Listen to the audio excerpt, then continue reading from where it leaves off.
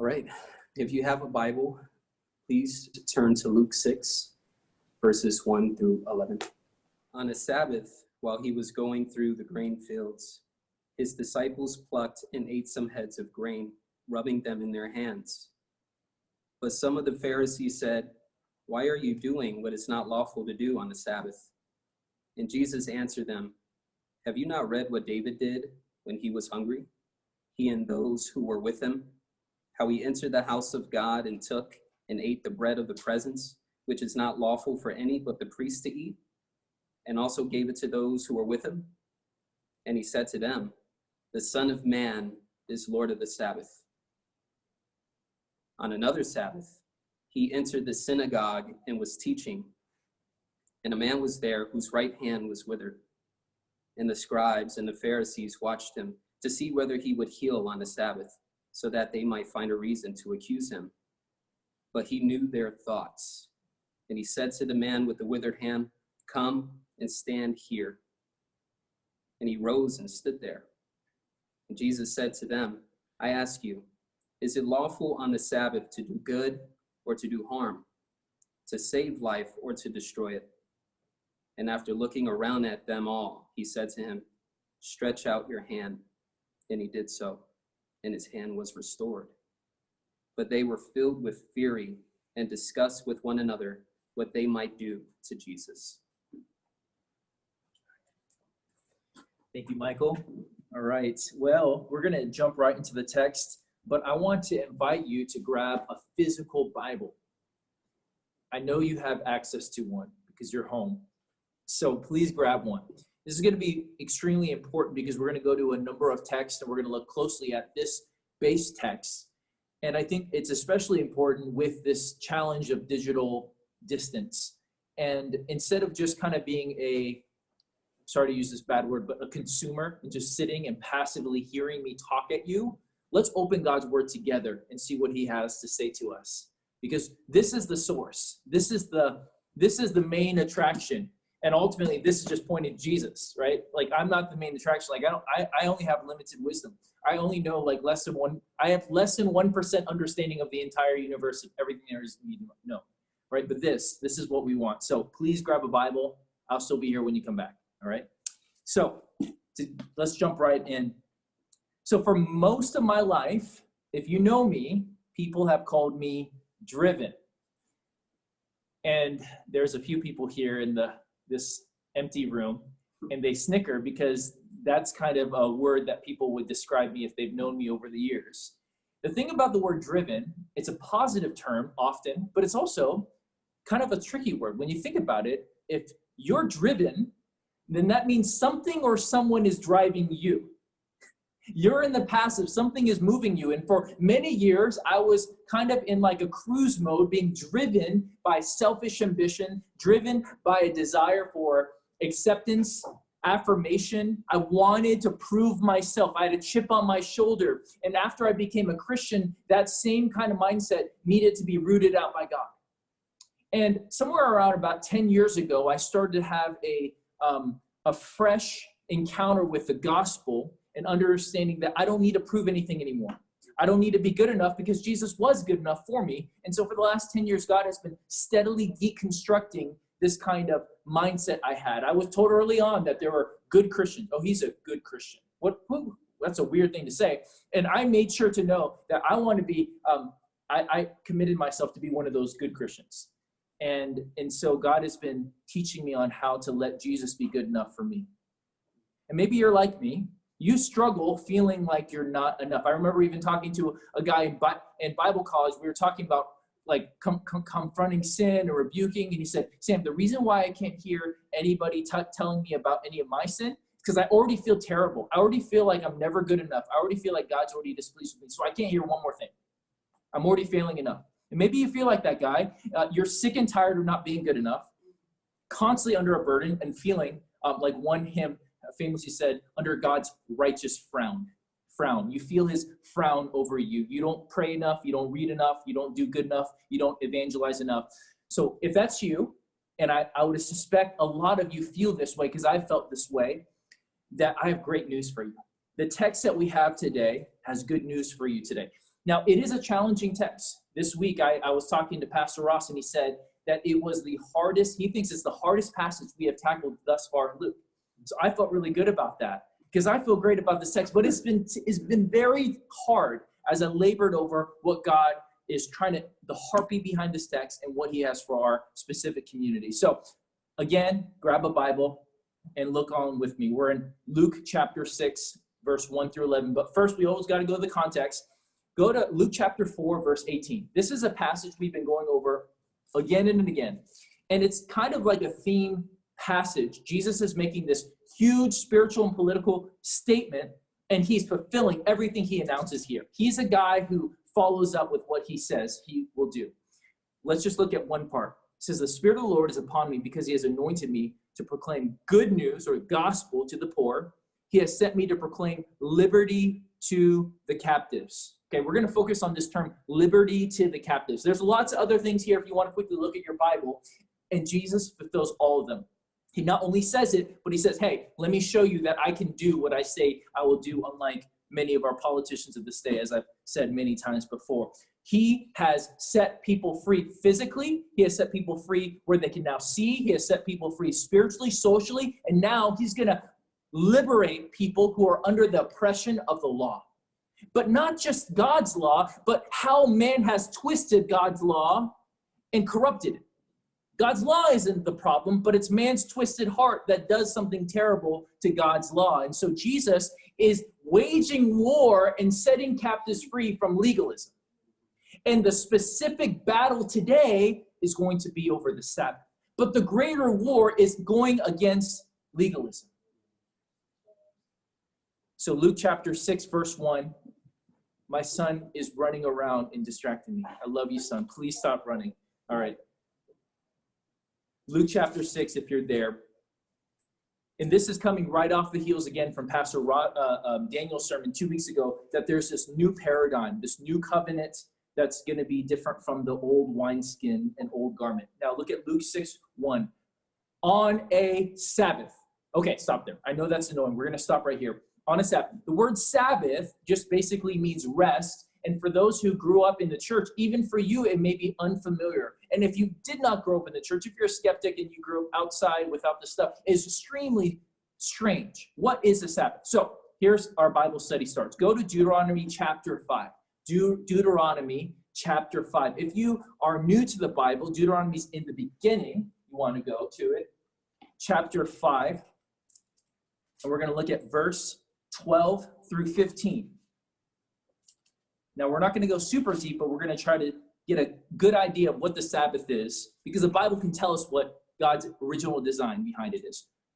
Deuteronomy chapter 5, verse 12. Observe the Sabbath day to keep it holy as the Lord your God commanded you. Okay, so this is what it is. 6 days you shall labor and do all your work, but the seventh is a Sabbath or a rest to the Lord your God, or Yahweh to your God. And then he continues and he says, not just for you, but for your servants, for the men, for the females, for the children, even the animals. Now, calling an entire nation to take a whole day off was absolutely insanity. It was absolutely unheard of for that time, and even for our time, except for those who know this.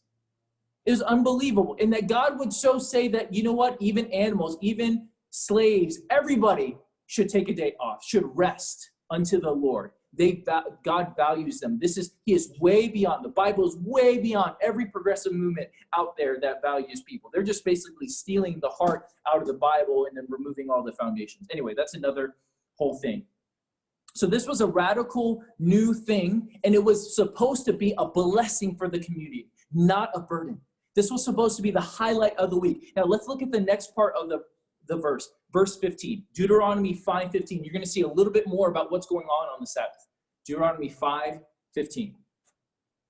You shall remember that you were a slave in the land of Egypt, and the Lord your God brought you out from there with a mighty hand and outstretched arm. Let's just stop there. So not only are they to rest, they're supposed to remember. remember what God had done. It's a day to remember. It was a liberation day to reflect on what God has done for them. So, very simply, Sabbath was a weekly day for Jews, as that was a life-giving blessing for them to simply stop working, rest, and remember who they are and who God is and what he's done for them. It was supposed to be a blessing. Now, over the years, Sabbath became something it was never intended to be. Now, you don't have to flip there, but if you want to, you can go to Ezekiel chapter 20. Ezekiel chapter 20, verse 12. And Ezekiel chapter 20, verse 12 through 13 actually showed that one of the primary reasons why Yahweh exiled his people into foreign lands and punished them is because they did not keep the Sabbath. They actually profaned the Sabbath and they twisted it in a very unhealthy way. Now, the Sabbath was extremely important for the people. It was a covenant sign, and it was one of the litmus tests that if they were keeping the Sabbath faithfully, they were taking care of so many other things. It was a domino habit. What a domino habit is something that when you do it well, it actually dominoes into all these other blessings and areas of your life. You miss that piece, and then all of a sudden, all these other areas start to fall apart. And so imagine, every week, one day a week, you're stopping from working. You're remembering who you are. You're remembering what God has done for you. Can you imagine how good that would be for a whole community to do that week after week, stopping and thinking about how good God is? And so you can imagine if they miss out on the Sabbath, they miss out on so much, and that's what actually Israel did. So good-hearted Jews, once they returned back from exile, realizing, hey, we don't want that to ever happen again. That was terrible. Let's not go to exile again. Let's make sure we never break the Sabbath. We'll never break that again. We're going to make sure we're going to keep it perfectly. But instead of focusing on the heart, what they did is they missed the whole picture. Let me explain. The Pharisees were one of the most influential teachers and groups in Israel in Jesus' time. And they had this mindset that if they were pure enough, holy enough, and led Israel to be that way, that they could usher in the Messiah and the new kingdom. And so they had it very much in their mindset, they need to keep the Sabbath perfectly. And so in their attempt to perfectly keep the Sabbath, they started to create the laws around the Sabbath to make sure they would never even come close to breaking it. If the Bible says simply that you got to stop and rest and remember, let's just make sure we add a couple extra hedges to make sure we don't even come close to that. So some people call this hedging. Let me give you an example. Let's say you struggle with looking at porn, which is a terrible thing to do for a million reasons, right? And it's directly breaking a command to not lust upon another person.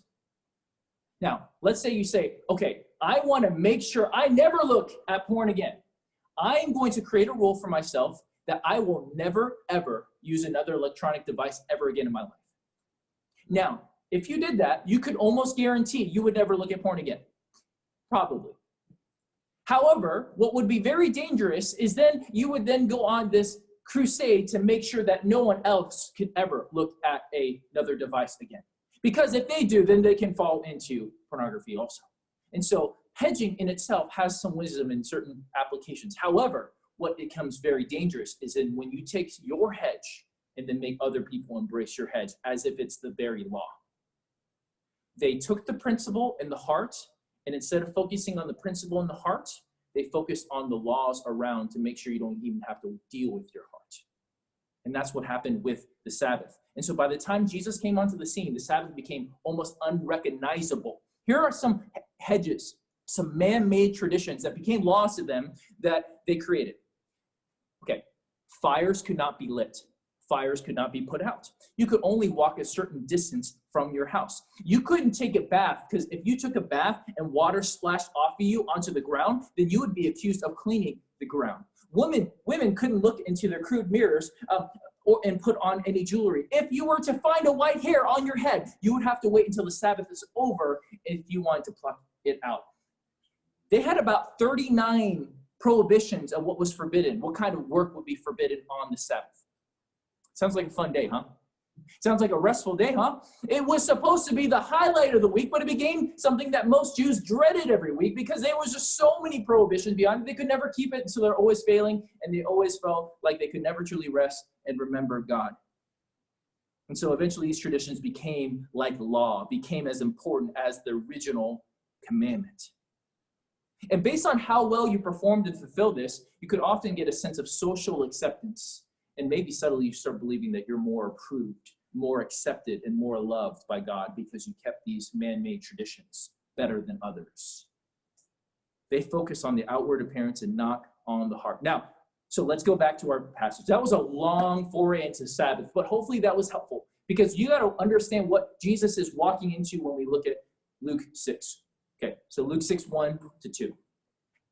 On a Sabbath, while he was going through the grain fields, his disciples plucked and ate some heads of grain, rubbing them in their hands.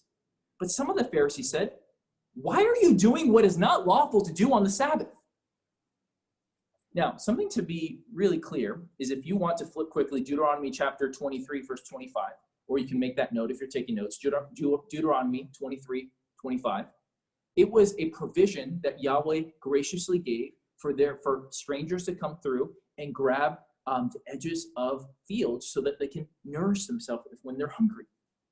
However, the stalker Pharisees, I guess that's the only way they know this is going on. They're stalking them in the fields, have a problem with this because they're doing this on the Sabbath.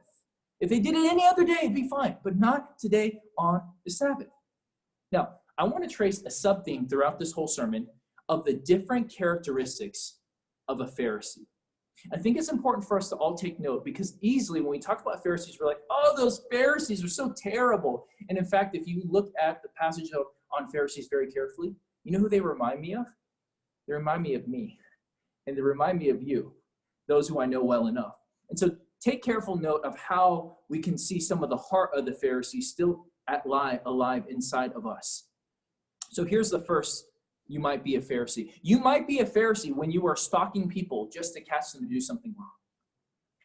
The Pharisees already are looking suspiciously at Jesus because remember just even the previous chapter, he's accepting Levi, one of the most hated people, the traitor of Israel, into his company of followers. And so they're already thinking, well, if Jesus is about purity, he totally misses it. He can't be the Messiah if he's going to accept someone like Levi and have this scandalous banquet with all these people. And so they're already looking at him. And now everything that Jesus does is done through the lens of he's not the Messiah and he's an imposter. And they're looking for what's wrong in his life rather than having charity. Now, notice what the Pharisees accuse them of doing. What does it say in the passage? What is unlawful? What is unlawful? They do not say, hey, did you know that some rabbis say it's not good to do that? Or there's some traditions about that. They say, that's the law. They've now taken a tradition, a hedge, and made it law. They can't do that. Don't you know that? See, Leon Morris, he's a helpful biblical scholar, and he kind of explained that they understood that anytime they picked it, they were reaping. When they rubbed it in their hands to separate the wheat from the chaff, they considered that threshing and winnowing. And anytime they ate it, they were guilty of preparing food. So for every mouthful, the disciples were violating at least the law 4 different ways. Insanity, isn't it?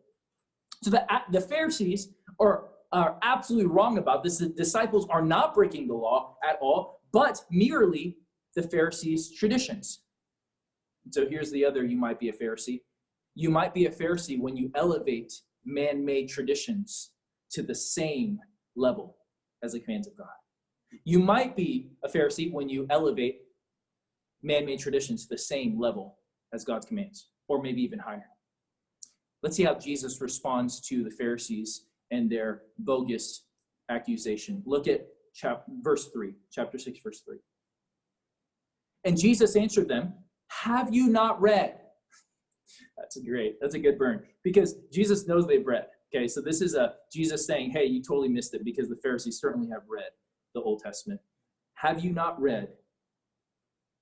Jesus answered them, what David did when he was hungry, he and those who were with him, how he entered the house of God and took and ate the bread of the presence, which is not lawful for any but the priest to eat, and also gave it to those who were with him. Okay, let's stop here. So, Jesus is bringing their attention to a story that is found in 1 Samuel 21, 1 through 6. Now, you don't have to turn there, but it is a tricky story. Let me give you a quick paraphrase of what's going on. David is a faithful servant of King Saul, and King Saul was full of jealousy of David, and so he tries to murder him. Okay, he betrays David. So David flees, and he gets to this town, Nob, and he is starving, him and his company of soldiers. Okay, now they're here and there's no food. They talked to the priest, and he said, there's no food except the bread of the presence. Now, the bread of the presence was 2 rows of 6 loaves of bread that represent each of the 12 tribes of Israel. And they would put them in the presence of God, and it represented that God took care of them, had provided for them. And every week on the Sabbath, they would throw out the old ones and then put in a fresh batch. And the old ones could only be eaten by the priest. Now, this priest realizes that David is going to die if he doesn't get some food, and that this is an emergency. And he violates the ceremonial law and allows him to eat this bread that's only reserved for priests. And it's most likely that it's the Sabbath, because there's one where they're switching out the breads, it seems. So, why is this okay? Why is it okay that David eats this bread? Well, David, and I believe the priest, understood an inherent principle in the law that you can see, and later on, Hosea writes about this in Hosea chapter 6, verse 6. Now, I'm going to have you turn to there, Hosea 6:6, because it's one of the most foundational passages in the Old Testament and helps you understand the heart of God.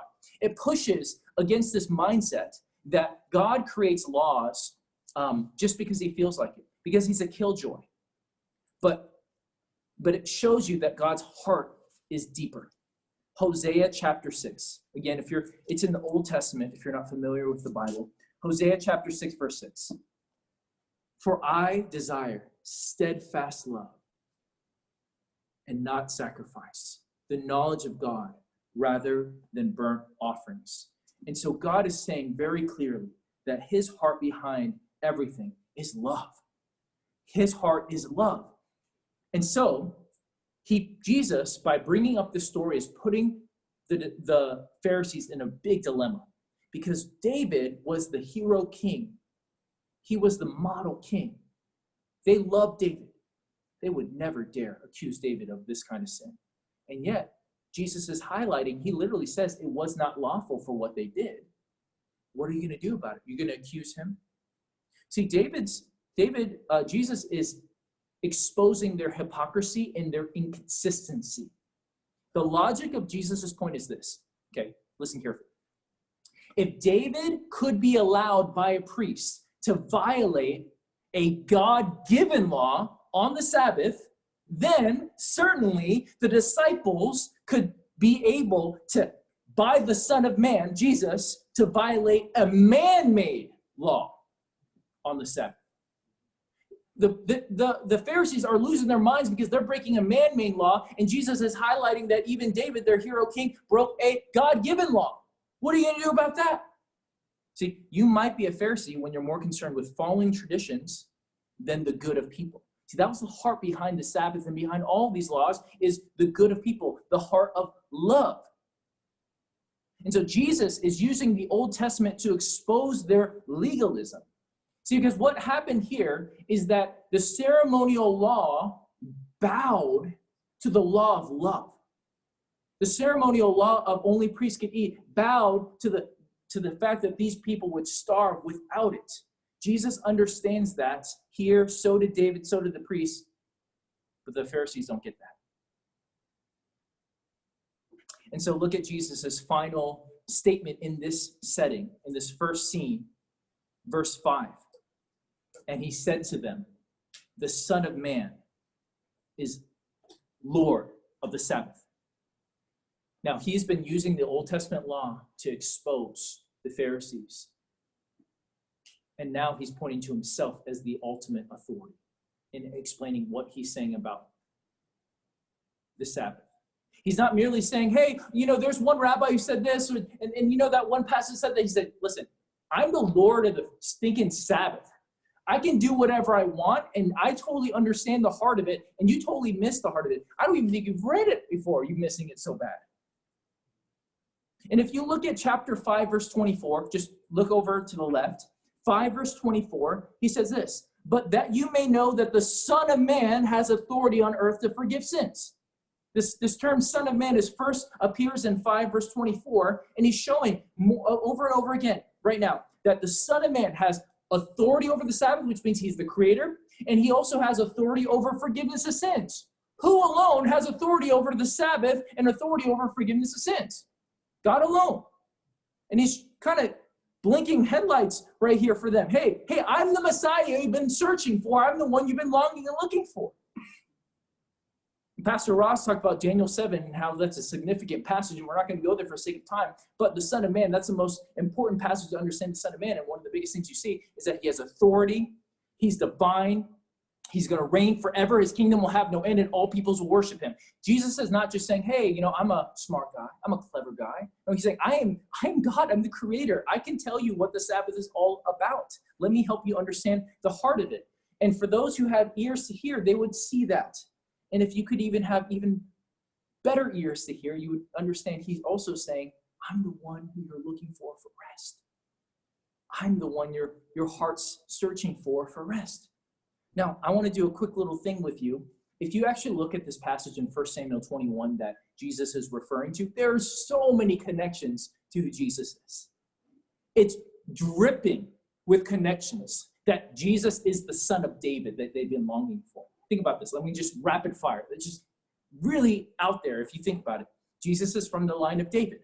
David goes into the house of God. Jesus later is identified that he is the ultimate house of God. Jesus is the high priest. He doesn't need a priest to give him bread because he is the great high priest. They eat the bread of the presence. Jesus will be later identified in John that he is the bread of life. And he's born from Bethlehem, house of bread. And also bread of presence. Think about the word presence. Jesus is Emmanuel, God with us, God's presence with us. David takes the bread and passes it with those with him. Who else does that? At the Passover feast, the Last Supper, Jesus has this bread and he passes those with him. David is betrayed by his father-in-law, Saul. Jesus is betrayed by one of his closest friends. Yeah, cool. This is dripping. It's just so many connections. The Bible is not just random. God has a divine story he is writing, and there's connections, echoes everywhere. You might be a Pharisee when you love the rules more than the ruler. And Jesus is giving them a flashing light that he is the one they've been searching for, and yet they want their rules more than the ruler. Now, Jesus is going to further reverse the Sabbath back to blessing from burden, and we're going to go look at verse 6. We're going to pick up the pace. Luke 6. So this is another Sabbath. Jesus is going to further deconstruct their mindset and show them that it's a blessing, not a burden. On another Sabbath, he entered the synagogue and was teaching, and a man was there whose right hand was withered. And the scribes and the Pharisees watched him to see whether he would heal on the Sabbath, so that they might find a reason to accuse him. Now, this is a small town, most likely. And even if it was a little larger town, this is the one that was a close-knit community. They knew who this guy was. They knew how this guy suffered. And it being his right dominant hand, most likely, meant that this significantly hindered this guy's ability to live well, have a decent quality of life. Now, here's the thing. The traditions for the Jews at this time, not a command, but a tradition, was that you could heal someone on the Sabbath only if it was saving their physical life.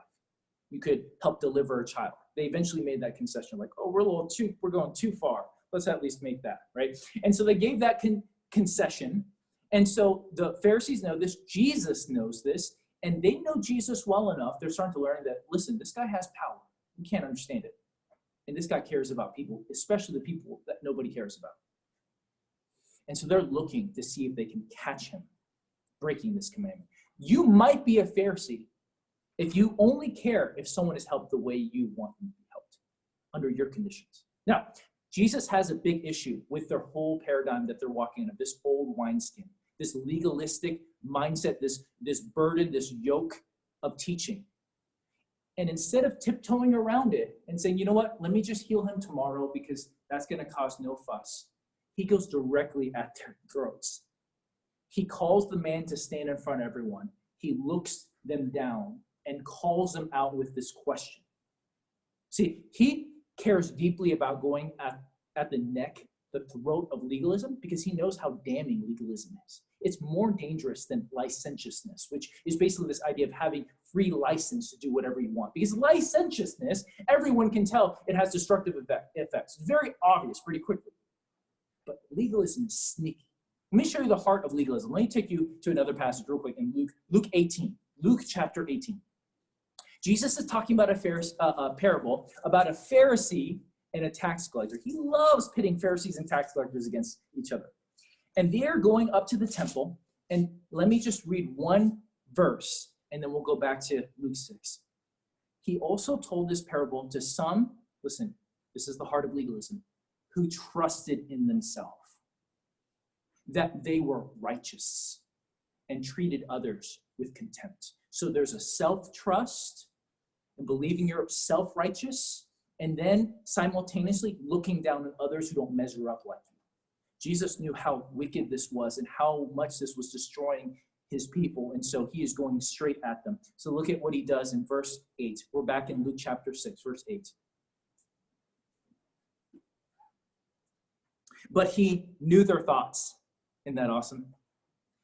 This has happened before. Jesus can read their minds, it seems. He knew their thoughts, or he knows them so well, he knows what they anticipate. And he said to the man with the withered hand, come stand here. And he rose and stood there. And Jesus said to them, he just asked them the most obvious question, the most easy to answer question, and stumps them. I ask you, is it lawful, there's that word lawful, lawful on the Sabbath to do good or to do harm, to save life or destroy it?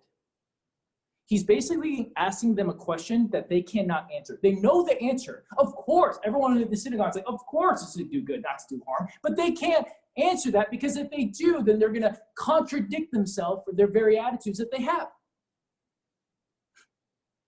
So Jesus sets them up and exposes them. He shows them the heart of the law. The Sabbath was supposed to be a blessing, not a burden. It's not as much of what you can't do, but what you can do. And it's supposed to be the good for the people. And so what he does is he says, hey, stretch out your hand. And the man is healed instantly. Let's just marvel at that.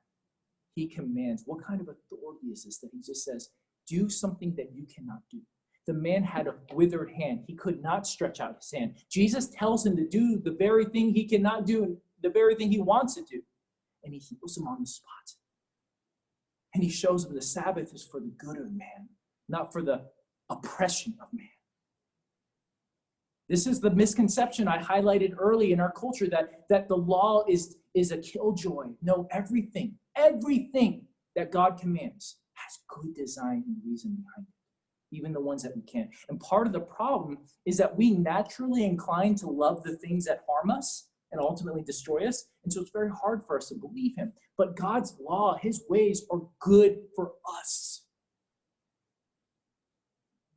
And Jesus' healing is just another divine confirmation that his understanding of the Sabbath and his understanding in his new kingdom, new way is the right way. Now let's look at the Pharisees' response. What do you think the Pharisees would respond like? What do you think you would respond if you were there? Jesus just heals this guy that you know, hey, Phil's healed. He can use his hand now. What would they do? What would you do? Well, look what the Pharisees do. But they were filled with fury and discussed with one another what they might do to Jesus. What is wrong with these guys? Instead of bowing in worship and saying, oh my gosh, you just healed this guy in a curable way, and you delivered him from a debilitating disability, they're now filled with fury. This word in Greek, this enoia, they're mindless. They're out of their mind. It's like they just lost, they cannot even handle it. And then Matthew, a parallel gospel account, says that they started plotting his to destroy him. Man, it's the hypocrisy is crazy. You can't pluck grain and you can't heal someone on the Sabbath, but you can apparently plot someone's murder. See, Pharisees are great at inconsistently highlighting the laws that fit them and totally just disregarding other ones. like murder. See, the Pharisees are being exposed right now. Their whole power system and their whole paradigm is being dismantled before their eyes publicly, and so they are raging. You might be a Pharisee when you will do whatever you can to maintain your power and your beliefs. They don't want the Messiah. They want their power, and they want their way. And sometimes we think, hey, God, if you would just do a miracle, I would believe. Is that really the case? Because throughout Scripture, and especially this case, you see miracles don't necessarily change hearts. The heart still wants its own autonomy and own lordship. You might be a Pharisee when you are filled with rage when people expose your hypocrisy. Now, let's bring this home. How should we now live in light of this? Obviously, the question is, should Christians, New Covenant Christians with this new paradigm, keep the Sabbath? I did preach a sermon about a year ago exactly, on the Sabbath. You can find it on our website. It's called 24/6, A Way to a Vibrant Life. I'm not going to give you my solutions or my teaching right now on that because there's just too little time to properly unpack the Christian's relationship with Old Covenant law. But if you need a refresher or you want to go to it for the first time, I recommend it because it is a key to understanding how to flourish in Christ. Now, let me just address those who are weary. Because the actual practice of the Sabbath was not the main battle. Remember, the great war is against legalism. And so Sabbath is just the battle today. Jesus is against perverting God's good and holy law and making God's way a burden rather than a blessing. A way to earn rather than a way to live and thrive. Let's go back to the heart of what he's trying to accomplish. So like I said in the beginning, are you tired of not reading enough, missing devotions, not giving enough, evangelizing enough, praying enough, killing sin enough, not loving enough? Or perhaps, in a more general sense, you're not growing enough, you're not working enough, earning enough, accomplishing enough, advancing enough, traveling enough, experiencing enough. And even if you can do enough, there's always tomorrow, and tomorrow, and tomorrow, and there's never enough. If you've lived your life for any number of years, you know that it's never enough. Cue song from The Greatest Showman. Jesus has good news for you and good news for me. Jesus wants to set us free from the bondage of sin and also free from the bondage of never being enough, never doing enough, not completely fulfilling the law perfectly. And the reality is all of us have failed to keep the law. Ultimately, the heart of the law is loving God with all our heart, mind, soul, and strength, and loving our neighbor as ourselves. And nobody has ever kept that perfectly except Jesus. But Jesus, in his kindness and mercy, instead of us dying for this punishment of failing to fulfill that most essential law, Jesus died. And when he died on the cross, he yelled out, "It is finished." He did the work so you didn't have to. So that you get to, not you don't have to. See, the law says do, but Christ says done. It's done. And you can now actually rest. And by the power of his Spirit, you can actually do good work. Good, life-giving, productive, God-honoring work. That is not a way to merit God's favor, but because you're already favored, you can do it out of an overflow of joy. Jesus' finished work on the cross gives you the ability to rest. It's kind of like this. Imagine you blow it really bad at work, like so bad you're pretty sure you're going to get fired. And then you go to work on Monday and you arrive and your boss says, she tells you, hey, actually someone else came and worked a whole week's worth of work for you and actually does it way better than you. And he wants you to have the paycheck and the bonus that comes with it. You got the week off. Imagine. Except in our case, it's spiritual and it's forever. Jesus perfectly lives it out, and we get the credit as if we live the way he did, instead of live the way we live. And if you get this, Christian or unbeliever, if you grasp this, you can truly rest. And you don't have to be good enough.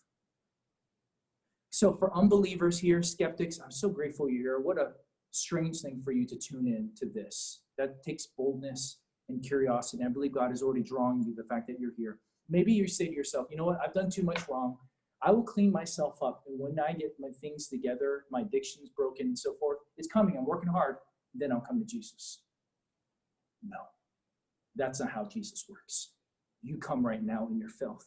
You come right now in your brokenness and your incompleteness. That's the only state Jesus will take you. In a state where your hands are empty so he can fill them. Not, hey, this is what I've done so far. Can I earn it? Can I earn your love? Can I earn your acceptance? Am I good enough yet? No. If you come to him like that, you make Jesus' death on the cross worthless. His life and his death and his resurrection for you makes it possible so you can come empty-handed like I did, like everyone in this room did. And Jesus fills us. And Jesus satisfies us. And Jesus saves us from the punishment we deserve. And when we put our trust in him, he gives us his spirit, gives us a new heart, a new status. We become children of God. And he gives us the power to live a righteous life that we can never live apart from him. So if that's you, I invite you to put your trust in Jesus, maybe for the first time, and lay down your control, lay down all your good deeds. It will never be good enough, I promise you. Even if you're better than the person around you, your standard is not your neighbor, but Jesus himself and God's holy law of loving him with all of yourself. And so lay it down. Would you reach out to us? We'd love to talk to you what it looks like to follow Jesus. And we'll figure out a way to baptize you during this crazy pandemic. Now, let me wrap it up. For the Christians, you may need to repent for pushing your man-made traditions on other people. This is something I've done many times, and I'm still learning on what are traditions and what are actually God's heart. And maybe you need to repent to somebody today that you've pushed your man-made traditions on them as if it was God's law. Secondly, maybe you've subtly taken back up the yoke of slavery, the yoke of legalism, trying to earn yourself approval and favor and love from God. And you just need to give that to him again. And tell a neighbor, tell a friend, tell your spouse that you've been falling back, and let them pray with you and receive the gospel afresh, that it's already been finished. And you can receive his love, and you can truly rest. You can truly enjoy Sabbath, that you could enjoy him and God's ways and his word as a blessing and not a burden, because Jesus already did it. So there's nothing to pay anymore. And so if you feel this persistent anxiety that God is not pleased with you, confess that to him. He knows you feel that, and let him replace that with his favor and love that has only been bought by the blood of his son and the life of his son, and receive his love afresh. Amen.